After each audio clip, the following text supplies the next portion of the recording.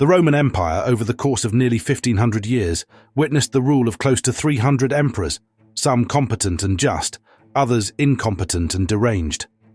But the annals of history struggle to recall more destructive and unhinged rulers than the trio of emperors Nero, Caligula, and Commodus.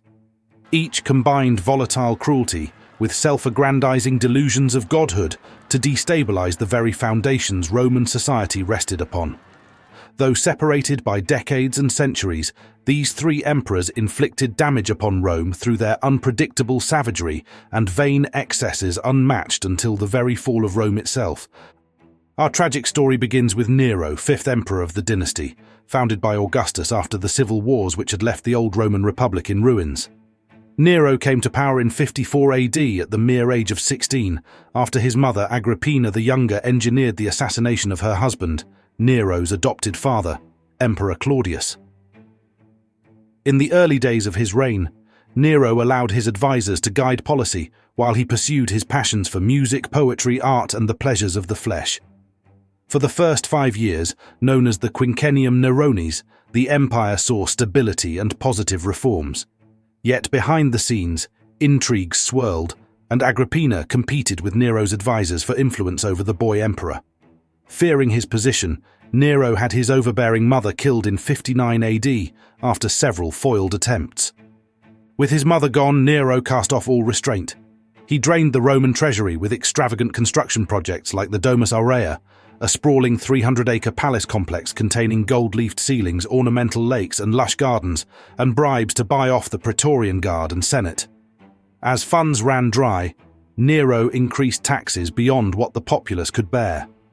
When half of Rome burned in 64 AD in the Great Fire, rumours swirled that Nero had ordered the arson himself or played the lyre singing of the destruction of Troy while it burned. Modern historians debate Nero's direct involvement, but his relief efforts proved entirely self-serving. Nero seized hundreds of acres in prime real estate for his planned Golden House, displacing thousands of fire refugees. Though Nero blamed and persecuted Christians as convenient scapegoats, his tyranny continued mounting until even the senators and public turned against him. The military commander, Servius Sulpicius Galba, withdrew legion support, declared Nero an enemy of the state, and pronounced himself emperor in his place. Nero's Praetorian Guard defected, and the Senate condemned him to death by beating and public execution. Instead, on June 9, 68 AD, Nero committed suicide, ending the Julio-Claudian dynasty and plunging Rome into civil strife and chaos. In his unquenchable egomania and corruption, Nero came to represent the archetype of Rome's destructive and self-serving tyrants, yet arguably no emperor did more to damage the credibility of Rome's institutions while in power than the deranged Caligula. Caligula was born Gaius Caesar in 12 AD as the son of the great military leader Germanicus, and thus also nephew and adopted son of Emperor Tiberius. The soldiers' nickname for him as a child, Caligula, meaning little soldier boots, endured, giving history one of its cruelest ironies. For the first 7 months of Caligula's reign beginning in 37 AD, Romans praised him for his moderation and open hand. He recalled exiles, paid outstanding taxes, and hosted magnificent spectacles for the people, including gladiator battles and chariot races. However, in October 37 AD, Caligula fell severely and mysteriously ill.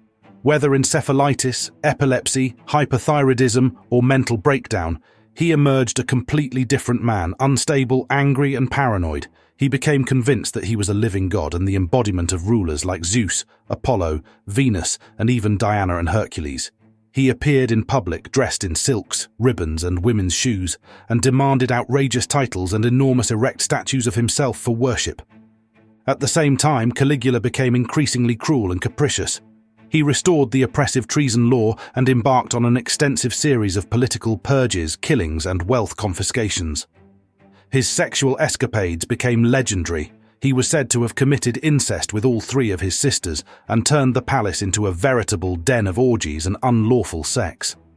Most accounts of Caligula's personal perversions and hunger for torture and cruelty are likely exaggerated by later historians. But his public actions were terrible enough. He would mock and taunt senators, sometimes dressing them up as slaves and making them run for miles in front of or behind his chariot, During games and spectacles, he ordered guards to throw entire sections of the crowds into the pits, to be eaten by wild animals for minor offences, talking too loudly, for example. After only 4 years in power, Caligula's eccentricities and public slaughter had exhausted Rome. In January 41 AD, the Praetorian Guard assassinated Caligula as well as his wife and child. The final straw had been Caligula's plan to move the capital from Rome to Alexandria in Egypt so he could be worshipped as the embodiment of the god Alexander the Great. In his delusional megalomania and savage abuses of power, Caligula permanently stained the office of the emperor at a time when Rome needed steady and sane leadership. His personal excesses also established the emperor as a living god on earth, contributing to the view of the emperor as absolute and divine ruler instead of first servant and citizen of a republic. But Rome's decline truly began after the reign of one of its most respected emperors, Marcus Aurelius, the great Stoic philosopher and ruler. After 40 years of stable leadership, Marcus Aurelius broke tradition by appointing his deranged son Commodus as heir instead of finding the most capable successor. Commodus has the ignoble distinction of accelerating Rome's unravelling after its greatest pinnacle under his father. He ruled from 180 to 192 AD, descending into megalomania, religious delusions, and arbitrary personal violence unmatched since the days of Caligula. He portrayed himself as the physical reincarnation of Hercules, fighting exhibitions in the arena dressed in a lion's mane and carrying a club.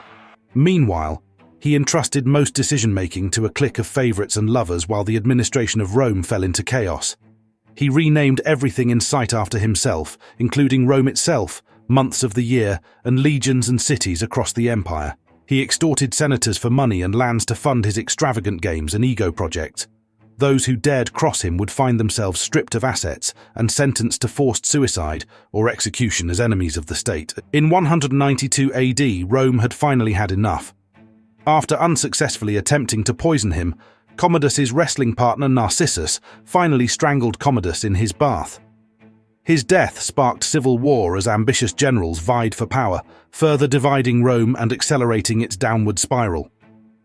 In many ways then, the history of early Imperial Rome revolves around both its heights of glory under Augustus and Marcus Aurelius, as well as the depths of madness, depravity and tyranny plumbed by emperors like Nero, Caligula and Commodus. Their toxic mix of unchecked egomania, arbitrary cruelty and delusional extravagance corroded Rome from within long before the barbarians began applying pressure to her frontiers.